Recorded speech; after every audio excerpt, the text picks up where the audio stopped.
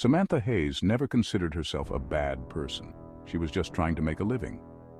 As a psychic medium, she had a knack for reading body language and cold reading techniques that made her seem like she could speak to the dead.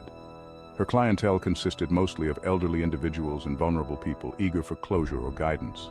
Samantha didn't think much about it when she pocketed their money after each session, until one day everything changed. It started subtly. A whisper in her ear when no one was around, shadows dancing at the edge of her vision. Soon, her fake seances began to yield genuine results. Samantha could see and communicate with spirits.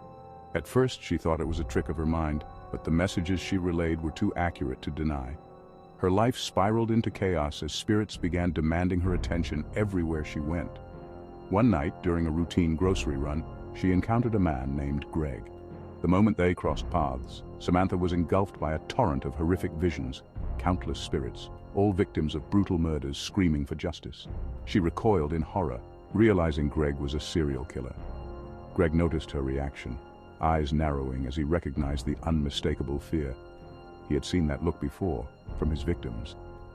He began stalking Samantha, determined to eliminate the threat she posed.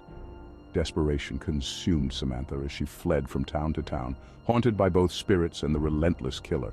She sought help from law enforcement, but without concrete evidence, they couldn't protect her. She confided in few friends, only to discover Greg's unsettling ability to track her down wherever she went. One evening, exhausted and cornered in an abandoned cabin, Samantha felt the presence of the spirits stronger than ever before. She begged them for help, promising to be their voice if she survived. The room grew colder, and she sensed a collective will among the spirits, ready to aid her. When Greg finally broke through the door, the spirits manifested fully, a terrifying force of vengeful apparitions. They overwhelmed him, paralyzing him with the weight of their anguish and fury.